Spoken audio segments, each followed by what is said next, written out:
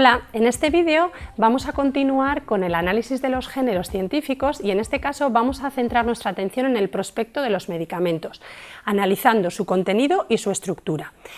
Si recordáis, en vídeos anteriores habíamos analizado las particularidades de las fichas técnicas de los medicamentos. En este caso, el tipo de documento, el tipo de receptor va a ser completamente diferente. ¿Qué son los prospectos? Pues un prospecto es la información o incluye la información escrita dirigida a los pacientes o usuarios que acompañan al medicamento. Tal y como hemos visto, el prospecto es un documento que está basado en la ficha técnica del medicamento, pero digamos que sus receptores y la información que ahí aparece está planteada de una forma completamente diferente. La ficha técnica incluiría la información especializada, la información científica, la información técnica. Sin embargo, en el prospecto, pese a que incluyamos también información técnica o información que explica las particularidades de un determinado medicamento, el enfoque que se hace del texto es completamente diferente. ¿Qué estructura tiene un prospecto? Pues un prospecto tiene una estructura claramente identificada. Podemos identificar en los textos 12 bloques de contenidos. Estos 12 bloques de contenidos vienen regulados por el Real Decreto 1345 de 2007, que marca las pautas sobre la información que tiene que aparecer obligatoriamente en todos los medicamentos que se comercializan en España. Estos 12 bloques de contenido se pueden plasmar o aparecen plasmados en los documentos en un bloque inicial de presentación o de identificación del medicamento y al mismo tiempo en 6 secciones que llevan siempre el mismo título, es decir, llevan unas etiquetas que realmente nos van a facilitar mucho la labor a los traductores. ¿Por qué? Porque una vez que los hayamos identificado, siempre tendrán la misma estructura en todos los prospectos que nosotros traduzcamos. ¿Qué secciones identificamos en los prospectos? Pues como hemos adelantado en la transparencia anterior, nos encontraríamos con un bloque de presentación inicial en el que identificamos el medicamento. ¿Cómo identificamos el medicamento? Pues obviamente con la denominación del medicamento, en este caso con la marca registrada o con el genérico, si es un medicamento basado en genérico, la dosificación que tiene ese medicamento, la forma farmacéutica, si procede la mención de los destinatarios a los que va dirigido el medicamento, pues si es un medicamento para adultos, si es un medicamento para niños, si es para lactantes, y al mismo tiempo unas recomendaciones iniciales previas a la utilización del medicamento. Esto incluiría el bloque inicial en el que digamos, presenta o da pie al resto de las partes que nos encontramos en el prospecto. El primero de los bloques, la primera de las secciones, pues aparecería, o el título que llevaría la etiqueta es ¿qué es este medicamento y para qué se utiliza? Pues en este caso incluiríamos el grupo farmacoterapéutico al que pertenece, obviamente utilizando terminología comprensible. Ya hemos explicado previamente que es un tipo de texto que va dirigido a pacientes, es decir, a usuarios generales. No tenemos por qué conocer los grupos farmacoterapéuticos, pero sí es importante saber cuándo puedo utilizar este medicamento. Luego, si por ejemplo tenemos la obligación de utilizar ese grupo farmacoterapéutico, habrá que aclararlo entre paréntesis a qué tipo de medicamentos está haciendo referencia. Al mismo tiempo, en este mismo bloque se incluirán las indicaciones terapéuticas, es decir, cuándo puedo utilizar yo este medicamento, ¿no? O para qué tipo de enfermedades.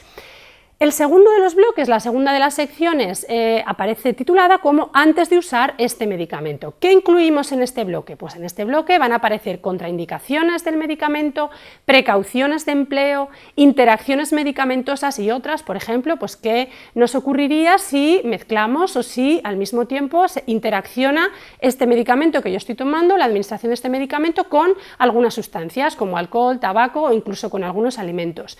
Advertencias especiales, pues por ejemplo, en caso de embarazo de lactancia, en caso de personas con patologías específicas, qué ocurriría si yo utilizo o administro este medicamento y tengo que conducir algún tipo de maquinaria pesada.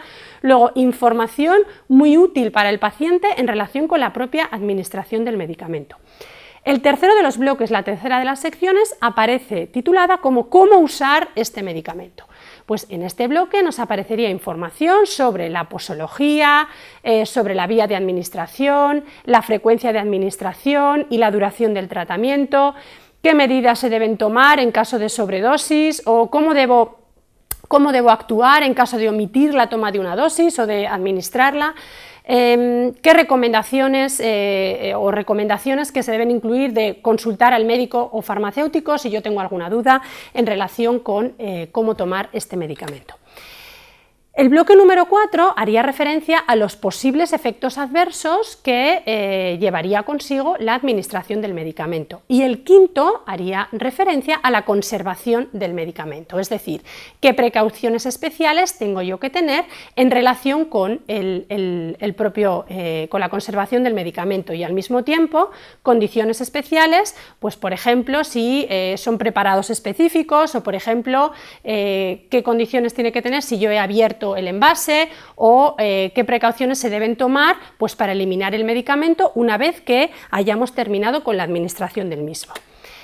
El último de los bloques incluiría información adicional sobre el medicamento. Pues, por ejemplo, incluye una primera parte en la que se vuelve a mencionar la composición del medicamento, la forma farmacéutica, es decir, la información que nos venía en el bloque inicial, como una especie de resumen. Esto desde el punto de vista traductológico resulta muy útil porque es un bloque que se repite, luego la terminología que tenemos evidentemente va a ser la misma. Y al mismo tiempo se incluyen ya al final del prospecto pues información sobre el titular de la autorización de comercialización, el responsable de la fabricación y la fecha de aprobación o revisión del prospecto, siempre para conocer, ¿no?, o tener toda la información que como pacientes necesitamos, y en este caso pues para saber la actualización, ¿no?, que tiene ese medicamento, y en este caso pues el documento específico que es el prospecto. Algunas recomendaciones para la traducción de los prospectos. Como ya hemos venido anunciando, la terminología de este tipo de texto ha de ser comprensible. ¿Por qué? Porque el receptor no tiene por qué ser experto, no tiene por qué conocer la terminología especializada o la terminología profesional. En este caso, si nosotros tenemos la posibilidad como traductores de utilizar dos términos en una misma situación, pues deberíamos siempre elegir el término que pertenece al lenguaje general. Pues casos concretos, por ejemplo, pues si tenemos la posibilidad de hablar de hipersensibilidad y hablar de alergia, pues deberíamos de utilizar la segunda opción, es decir, alergia, o si nos viéramos en la obligación de utilizar hipersensibilidad, quizás sería necesario aclarar entre paréntesis el término alergia para que el receptor no tuviera ningún tipo de duda al respecto. Al mismo tiempo, pues quizá en vez de usar un término como dispepsia, podríamos utilizar digestión pesada. ¿Por qué? Porque el receptor lo va a entender de una forma más sencilla. O al mismo tiempo, pues quizá en vez de usar adjetivos como pueden ser renal o como pueden ser abdominal, pues quizá sería más aconsejable utilizar sintagmas preposicionales que den importancia al sustantivo del riñón o del abdomen, por ejemplo.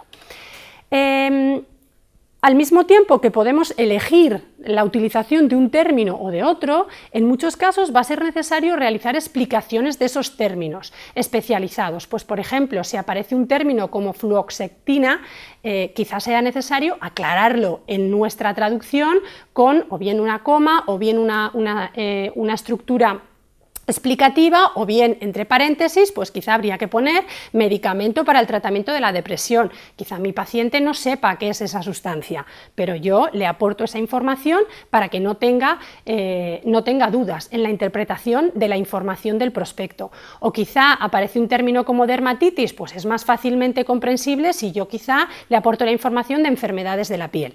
Luego, siempre es necesario pensar en qué tipo de receptores van a ver ese texto, para yo tomar unas determinadas decisiones de traducción y no otras.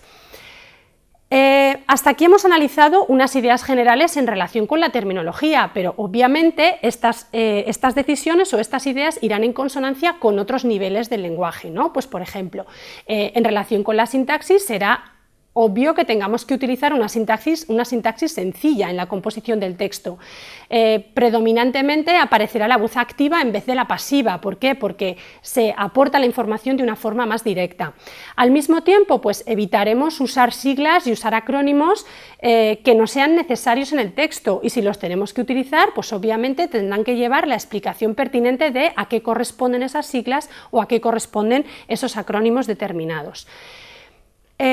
Existe un documento, o en 2009 se publicó un documento en la Comisión Europea que marca un poquito las pautas sobre o recomendaciones sobre cómo introducir la información tanto en los prospectos como en las etiquetas de los medicamentos. Os aconsejo que lo leáis porque aporta unas ideas muy claras sobre cómo estructurar la información o da una serie de consejos que nos pueden servir, tanto, aunque no está, el texto no está destinado a los traductores, pero nos puede servir como punto de referencia para tomar unas determinadas decisiones de traducción en relación con este tipo de texto. Entonces, en esa dirección electrónica que veis en la transparencia podéis encontrar este documento, cuyo título es Guideline on the Readability of the Labeling and Package Leaflet of Medicinal Products for Human Use, y en el que se aportan unas ideas muy útiles sobre cómo estructurar la información en este tipo de textos. Igualmente, os aconsejo también que como traductores os vayáis haciendo con un corpus de textos basados en prospectos de medicamentos, porque nos ayudarán. La estructura ya la conocemos, la acabamos de analizar, pero la información, digamos la terminología que aparece en cada uno de esos bloques temáticos o de esos bloques de contenido que hemos introducido, el análisis de esa información o el conocimiento de esa terminología nos ayudará a ofrecer soluciones de traducción que puedan resultar de utilidad para nuestros potenciales clientes. ¿Dónde podemos encontrar esos prospectos? Pues en la Agencia Española del Medicamento y de Productos Sanitarios, cuya página web pues la podéis buscar en internet por AEMPS, y en la cual podéis acceder a todos los prospectos de los medicamentos que se venden en España. Esperamos que este bloque de píldoras os hayan servido para conocer mejor los géneros científicos y el caso concreto de las fichas técnicas y de los prospectos de los medicamentos.